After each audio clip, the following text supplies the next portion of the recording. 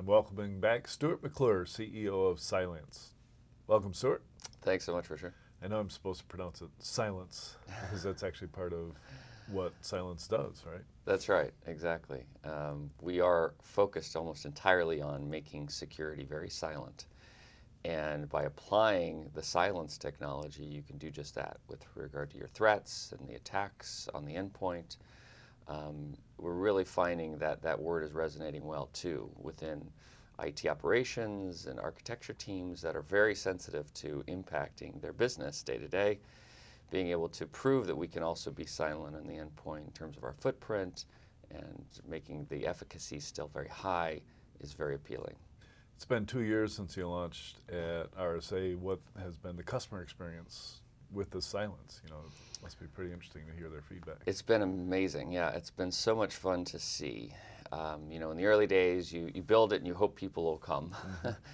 And as they start to come in and trickle in and start to get deployed just about everywhere, we start to really see the impact almost immediately.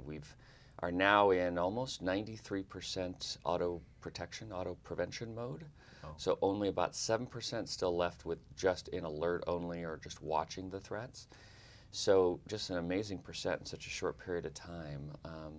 So between seeing it out there, seeing it catch a ton of stuff that nothing else was catching beforehand, so all the current technologies that they had really being invisible to these threats, and then putting us into play and then finding all of these threats, really it's so gratifying because we're now able to actually not just detect but prevent all these brand new attacks that the world's never seen, but our technology can. So, Stu, what kind of pushback do you get from people who are just married to their AV and they want all that data? They want the noise, they want the reports that demonstrate that they're doing their work. Yeah, and in those cases, they might not be ready for us yet. I think they are so used to having to be inundated with all this data and try and find the signal in all the noise to almost justify their own existence. Right. Yeah. And their own validity and importance in the organization. But what we're finding is when we do get installed, and even in a test environment or a POC, when we do get installed, they immediately find the value. They find the fact that we catch 3 to 5 times more attacks than their current vendors with 1/10 of the resources and with 1/10 of the attention required. We're quite hands-free and hands-off. I mean, we are now 93% prevention mode, and the only ones that seem to want to just watch it are the 7% today. So. Right, yeah. I know my analyst friends are all about logging nowadays, and they've jumped, and speaking about Gartner, of course, they've jumped full onto the bandwagon of you can't prevent, you've got to detect and respond. And so they're constantly looking for, we don't need to stop it, we just need the forensics from it. Tell us what it is. Do you turn around and give them something about, what you stopped as well? Yeah, we do. It's sort of a sad state of our space, to be honest, yeah. to see folks that are giving up on prevention. I don't blame them because the prevention has been so horrifically low, the ability to prevent bad guys. But what's happened is they've now gone to the other side of just requiring so much data that they can't possibly get through to find the real attack in. And so they're just ending up missing far more attacks than they ever would had they just focused a little bit on prevention. So once we start to get customers a little bit exposed to the idea that, no, you don't have to have all this data to find the attack after, that you can actually prevent the burglar from getting in the house. You don't need to look at the videotape, in the morning after to figure out what happened with where your jewels went. But you can actually prevent the burglar from ever getting in. It does tend to open some eyeballs and some light bulbs go off that this is truly possible. Have you given any thought to the big impacts on the security industry? So if prevention on the endpoint is possible, that's there goes the entire endpoint security market, other than the ones based on your technology, which I calculate at I think just over 20 billion a year. Most of the IPS and certainly all the advanced persistent threat attacks, which all start with malware installation. Does that reduce the overall size of IT security spending? Because I don't think you're going to get that $20 billion anytime soon. And does it, increase or help the investment in the next step, which is right? So you've increased the cost for the attacker tremendously, right? They no longer take advantage of this window of time of the last 10 years where they actually just get to attack anybody they want. Right.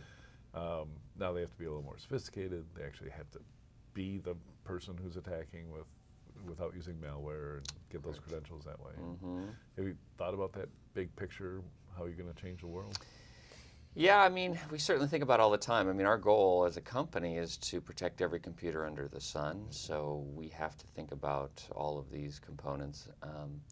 For us, we focus on prevention today, but we are also announcing at the show the ability to also detect and respond a bit, so provide some information around attacks that we either detect and you want to learn more about, or that we miss, because we're not perfect either. So the ability to have that visibility is now a part of our technology. But where do you go from here? It's basically a slow evolutionary process. Is that we have to show people that we can actually prevent at the 99th percentile of all threats. Once you convince them that that's actually possible, then they start to think, well, what can I remove? First, at the endpoint, they look for technologies like antivirus or HIPS or whitelisting, simple technologies. But then they start to look at technologies that are at the network layer that try to prevent attacks on the endpoint.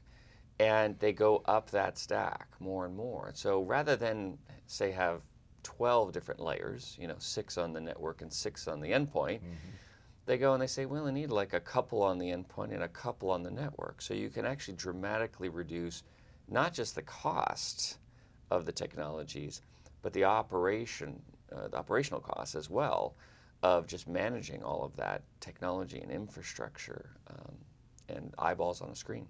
Cool. Tell us about your current customer base. What kind of customers are adapting? Yeah, so it's pretty much across every vertical. It's crazy. We sell probably to about 18 to 20 different verticals every single quarter. So there's not one vertical that you'd say, oh yeah, well they're really, got that completely covered.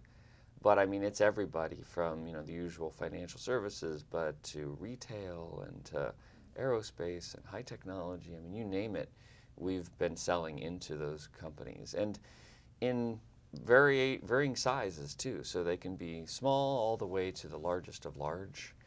And the ability for us and the technology to manage both of those environments is really very satisfying.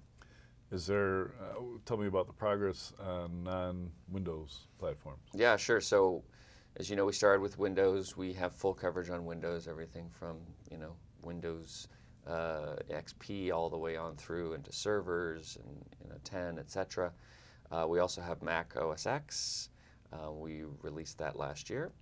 And we are on track for both Linux and an Android platform as well. And if you're talking about every endpoint in the world, is it even possible to cover the IoT space? I mean, are they standardized enough that you can start carving out chunks of it? You can take the IoT space, the management infrastructure of the IoT space for sure, because they run standardized commercial operating systems for the most part, and we can cover there at least. The true IoT, in-field IoT, what our path there is to actually take the core of our company, our technology, which is the algorithms and the math, and actually apply that into the IoT space. So it would be more of on the network, and it'd be more of potentially on the device itself, depending on the footprint of the device. But we do have a strong play and path forward with that. When has the cyber criminal world recognized what you're doing? And I assume the only way you'll see it is when they start attacking you directly. Well, it's funny. Just yesterday, a sample came through that actually was Cylance aware, and I thought we had made it. We had made it. Now the bad guys actually know that we are preventing pretty much all their attacks, and they're trying to find ways to bypass us. Wow. So I felt that was a huge marker That for is. the It's a company and us. milestone. Yeah, huge milestone. So Yeah. I was very happy. It just happened yesterday. Very Cool. excited. So we're still looking into exactly. It doesn't look like it's actually bypassing us yet, but it's the early breadcrumbs Right. to Yeah. them ultimately trying to bypass Right. us. Yeah. So they must have a copy somewhere, or They they're trying to must, find. just like our competitors get copies, and you Sure. don't know how or why, and Right. you're just like, they shouldn't be able to have them, but they have them. So what are you going to do? Right. Yeah. Right. That's exciting times. Yeah. So what's in the immediate future? What will we be talking about next year? I think, a lot of prevention, not just around, Windows and Android and everything else, but potentially around IoT. And, we are also making a big push into, with our partner Dell and our OEM relationship with Dell, pushing our technology onto all their boxes. So when you buy a Dell system, you can actually buy Cylance today. Cool. And so that started in February, and that'll really start to get, I think, heated up in a couple of months. So that's really exciting. And then, just trying to push a little bit more towards the network. We also have OEM relationships with Blue Coat and ProtectWise and a number of other folks that are leveraging our technology in theirs on the network itself. So that's sort of exciting. So we can get network protection coverage with our technology today in the OEM form. When will I be able to click on, yes, include this in my EC2 instance in the Amazon Marketplace? Yeah, we are talking to Amazon Yeah. for that purpose and a couple of others. It definitely is in demand. Yeah. I mean, the ability to protect the systems in that environment. And I presume some customers do, but just not. They absolutely do. We yeah. do support virtual environments, VMware, and many others. So that's not a problem. It's just an issue of getting them access to it. Yeah. Well, congratulations, too. This is all fun stuff to hear about. Thanks. Yeah, thanks so much, Richard.